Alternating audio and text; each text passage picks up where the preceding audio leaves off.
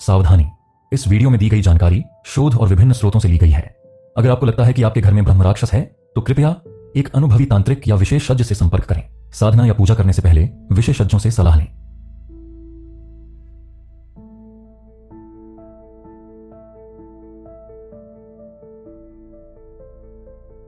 नमस्कार दोस्तों, स्वागत है आपका हमारे चैनल काली रात पर। मैं हूं कुलदीप और आज हम एक ऐसे विषय पर बात करने जा रहे हैं जो आपके रोंगटे खड़े कर देगा। क्या आपने कभी सोचा है कि भूत प्रेतों में सबसे शक्तिशाली और रहस्यमयी प्राणी कौन हो सकता है? आज हम बात करेंगे ब्रह्म राक्षस के बारे में, एक ऐसा नाम जिसे सुनते ही डर और उत्सुकता दोनों जाग उठते हैं। तो अपनी सीट बेल्ट बांध लीजिए, क्योंकि यह वीडियो आपके लिए एक डरावना और रोमांचक सफर होने वाला है। तैयार है ना? दोस्तों, जरा कल्पना कीजिए, आप देर रात को जंगल से गुजर रहे हैं। चारों तरफ घना अंधेरा, सन्नाटा और हवा में एक अजीब सी सनसनाहट। तभी दूर से आपको एक पीपल का पेड़ दिखता है और उसके नीचे से एक ठंडी सिहरन देने वाली आवाज आती है। क्या वह सिर्फ हवा का झोंका था या फिर कुछ और? क्या वह ब्रह्म राक्षस हो सकता है? दोस्तों, ब्रह्म राक्षस कोई साधारण भूत प्रेत नहीं है। यह हिंदू पौराणिक कथाओं का सबसे खतरनाक और शक्तिशाली प्राणी है। कई लोग मानते हैं कि यह वाकई में मौजूद है और इसकी कहानियां आज भी गांव-गांव में सुनाई जाती हैं। तो आइए इस रहस्यमयी प्राणी के बारे में सब कुछ जानते हैं। क्या आप तैयार हैं इस डरावने सफर के लिए? चलो शुरू करते हैं। दोस्तों, सबसे पहले सवाल, ब्रह्म राक्षस आखिर है क्या? ब्रह्म राक्षस हिंदू पौराणिक कथाओं में एक विशेष प्रकार का प्रेत है, लेकिन यह कोई साधारण प्रेत नहीं है। यह एक ब्राह्मण की आत्मा से बनता है जो अपने जीवन काल में गलत रास्ते पर चल पड़ता है। जी हां, वही ब्राह्मण जो वेदों, पुराणों और तंत्र विद्या का महान ज्ञानी होता है, लेकिन अगर वह अपने ज्ञान का दुरुपयोग करता है, जैसे कि जादू टोना, दूसरों को नुकसान पहुंचाना या पाप कर्म करना, तो उसकी मृत्यु के बाद उसकी आत्मा ब्रह्म राक्षस बन जाती है। ब्रह्म राक्षस आधा इंसान और आधा देवता जैसा होता है। इसकी शक्ल भयानक होती है, बड़े बड़े सींग, लाल आंखें और एक ऐसा रूप जो देखकर ही लोग कांप उठते हैं। यह आमतौर पर पीपल के पेड़ के नीचे रहता है। कुछ मान्यताओं के अनुसार यह दफनाए गए खजानों की रखवाली भी करता है। यह भूतों, चुड़ैलों और दूसरी नकारात्मक शक्तियों की पूरी सेना का नेतृत्व करता है। यह तंत्र विद्या में इतना निपुण होता है कि बड़े बड़े तांत्रिक भी इससे डरते हैं। ब्रह्म राक्षस को भूतों का राजा कहा जाता है।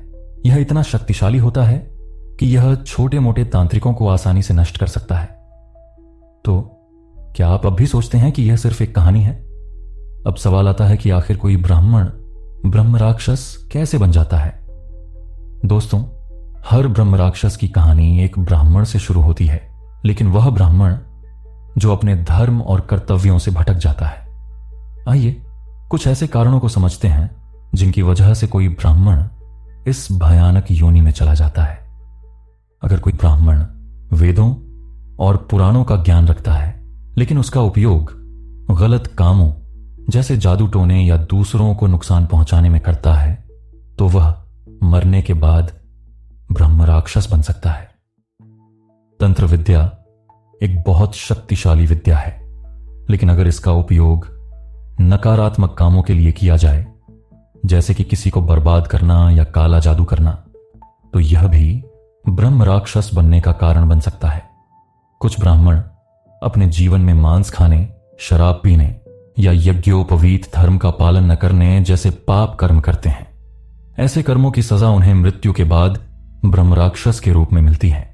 कुछ मान्यताओं के अनुसार अगर कोई ब्राह्मण आत्महत्या करता है तो उसकी आत्मा भी ब्रह्म राक्षस बन सकती है। ऐसी आत्माएं न तो स्वर्ग में जगह पाती हैं और न ही नरक में शांति। वे ब्रह्म राक्षस बनकर इस धरती पर भटकती रहती हैं। वे पीपल के पेड़ के नीचे, पुराने खंडहरों में या दफनाए गए खजानों के पास रहती हैं और सदियों तक लोगों को परेशान करती हैं।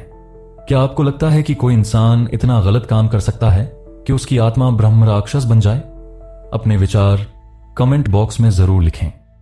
मैं आपकी राय जानना चाहता हूं। दोस्तों, अब बात करते हैं ब्रह्म राक्षस की उन शक्तियों की जो इसे इतना खतरनाक और रहस्यमयी बनाती हैं।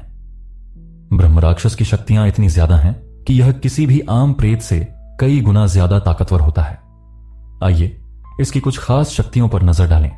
ब्रह्म राक्षस किसी भी रूप में प्रकट हो सकता है। यह कभी आपके पूर्वज का रूप ले सकता है, कभी किसी देवता का, और कभी कभी तो भगवान राम या मां काली का रूप भी ले सकता है। इसीलिए इसे पहचानना बहुत मुश्किल होता है। अगर ब्रह्म राक्षस किसी से खुश हो जाए तो वह उसे अपार धन, समृद्धि और वरदान दे सकता है। कई लोग ब्रह्म राक्षस की साधना इसी वजह से करते हैं। लेकिन अगर यह नाराज हो जाए तो यह इंसानों को बर्बाद कर सकता है। यह बीमारियां दे सकता है, परिवार में कलह पैदा कर सकता है, या यहां तक कि मृत्यु का कारण भी बन सकता है। इसके पास वेदों, पुराणों और तंत्र विद्या का पूरा ज्ञान होता है। यह इस ज्ञान का उपयोग अपनी शक्ति बढ़ाने और दूसरों को नुकसान पहुंचाने के लिए करता है। सेना का नेतृत्व ब्रह्म राक्षस के पास भूतों, चुड़ैलों और दूसरी नकारात्मक शक्तियों की एक पूरी सेना होती है जो इसके हर आदेश का पालन करती है। कहा जाता है कि ब्रह्म राक्षस इतना शक्तिशाली होता है कि यह इंसानों को खा सकता है। इसके सींग और भयानक रूप की वजह से इसे देखकर ही लोग डर के मारे कांपने लगते हैं। अगर आप ब्रह्म राक्षस से मिल जाएं तो आप उससे क्या मांगेंगे? धन, शक्ति या कुछ और? अपने जवाब कमेंट में जरूर बताएं। दोस्तों, कहानियां किसी भी विषय को समझने का सबसे अच्छा तरीका होती हैं। तो आइए कुछ ऐसी कहानियां सुनते हैं जो ब्रह्म राक्षस की सच्चाई को बयान करती हैं। ये कहानियां आपको डराएंगी भी और सोचने पर मजबूर करेंगी भी। मयूर भट्ट एक बहुत प्रसिद्ध कवि थे, लेकिन उनकी जिंदगी में एक बड़ा दुख था। उन्हें कुष्ठ रोग था। उन्होंने बताया कि उनके शरीर में एक ब्रह्म राक्षस रहता था जो उन्हें हर समय परेशान करता था। वह इस ब्रह्म राक्षस से छुटकारा पाने के लिए सालों तक साधना करते रहे, लेकिन ब्रह्म राक्षस बार बार उनकी साधना में बाधा डालता था। आखिरकार मयूर भट्ट ने एक विशेष मंत्र का जाप शुरू किया। इस मंत्र को उन्होंने अपनी नाक से जाप किया, जिससे ब्रह्म राक्षस को हराने में मदद मिली। अंत में उनका रोग ठीक हो गया और वे ब्रह्म राक्षस के प्रभाव से मुक्त हो गए। इस कहानी से हमें पता चलता है कि सही मंत्र और साधना से ब्रह्म राक्षस को हराया जा सकता है, लेकिन इसके लिए बहुत हिम्मत और धैर्य चाहिए। उत्तर प्रदेश के फतेहपुर में एक महिला की कहानी बहुत मशहूर है। इस महिला ने बताया कि उनके घर में एक ब्रह्म राक्षस आ गया था। शुरुआत में यह ब्रह्म राक्षस उन्हें लाभ पहुंचा रहा था। उनके घर में धन संपत्ति बढ़ने लगी और परिवार में खुशहाली थी। लेकिन कुछ समय बाद ब्रह्म राक्षस ने अपना असली रूप दिखाना शुरू कर दिया। वह कभी भगवान गणेश के रूप में तो कभी मां काली के रूप में प्रकट होता था। उसने परिवार को 7 साल तक तंग किया। कई तांत्रिकों ने मदद करने की कोशिश की, लेकिन कोई फायदा नहीं हुआ। आखिरकार एक अनुभवी तांत्रिक ने विशेष पूजा और मंत्रों के जरिए ब्रह्म राक्षस को शांत किया। ब्रह्म राक्षस की मदद शुरू में अच्छी लग सकती है, लेकिन इसका असली मकसद हमेशा नुकसान पहुंचाना होता है। गांवों में एक कहावत बहुत मशहूर है, जहां खजाना दफन होता है वहां ब्रह्म राक्षस उसकी रखवाली करता है। ऐसी ही एक कहानी राजस्थान के एक गांव से है। वहां कुछ लोग एक पुराने किले में दफनाए गए खजाने की तलाश में गए। उन्होंने रात को खजाना खोदना शुरू किया, लेकिन तभी उन्हें अजीब अजीब आवाजें सुनाई देने लगीं। एक व्यक्ति ने बताया कि उसने एक भयानक प्राणी को देखा जिसके सिर पर सींग थे और आंखें लाल थीं। डर के मारे सभी लोग भाग गए, और जो लोग नहीं भागे वे फिर कभी वापस नहीं लौटे। दफनाए गए खजानों की तलाश करना खतरनाक हो सकता है, क्योंकि ब्रह्म राक्षस उनकी रखवाली करता है। क्या आपको लगता है कि ये कहानियां सच हैं या ये सिर्फ लोगों की कल्पना है? अपनी राय कमेंट बॉक्स में जरूर लिखें। मैं आपकी कहानियां और विचार सुनना चाहता हूं। दोस्तों, अब बात करते हैं ब्रह्म राक्षस की साधना की। लेकिन सबसे पहले एक चेतावनी, ब्रह्म राक्षस की साधना करना बहुत जटिल और खतरनाक है। इसे बिना गुरु के मार्गदर्शन के कभी नहीं करना चाहिए। अगर आप इसे हल्के में लेंगे तो यह आपके लिए बड़ा नुकसान ला सकता है। फिर भी जानकारी के लिए मैं आपको इसकी साधना की पूरी प्रक्रिया बताता हूं। साधना अमावस्या की रात से शुरू करनी चाहिए। यह सबसे शक्तिशाली समय होता है। श्मशान घाट में पीपल के पेड़ के नीचे यह ब्रह्म राक्षस का पसंदीदा स्थान है। क्या चाहिए? भैंस की खाल, इसे पहनना होता है। रुद्राक्ष की माला 108 मनकों वाली, तिल या सरसों के तेल का दीपक धूप, दाल, चावल, फूल, सफेद या काले कपड़े, मांस, शराब और अंडे चढ़ावे के लिए। मुख्य मंत्र ओम नमो अमुक नाम ब्राह्मण मम सहायार्थ ब्रह्म राक्षस रूपेण ममो परिप्रसन्न भव ममार्थे वर्ष में कहे। इस मंत्र का रोजाना 11 बार जाप करना होता है। साधना शुरू करने से पहले स्नान करें और साफ कपड़े पहनें। पीपल के पेड़ के नीचे भैंस की खाल बिछाएं और उस पर बैठें। तिल के तेल का दीपक जलाएं और धूप जलाएं। मांस, शराब, चावल और अंडे चढ़ाएं। रुद्राक्ष की माला से मंत्र का जाप करें। 40वें दिन नए कपड़े और चप्पल चढ़ाकर ब्रह्म राक्षस को प्रसन्न करें। सावधानी, साधना के दौरान कोई गलती न करें, वरना ब्रह्म राक्षस नाराज हो सकता है। साधना के समय कोई दूसरा व्यक्ति पास में ना हो। अगर आपको डर लगे या कुछ अजीब दिखे तो तुरंत साधना रोक दें और गुरु से सलाह लें।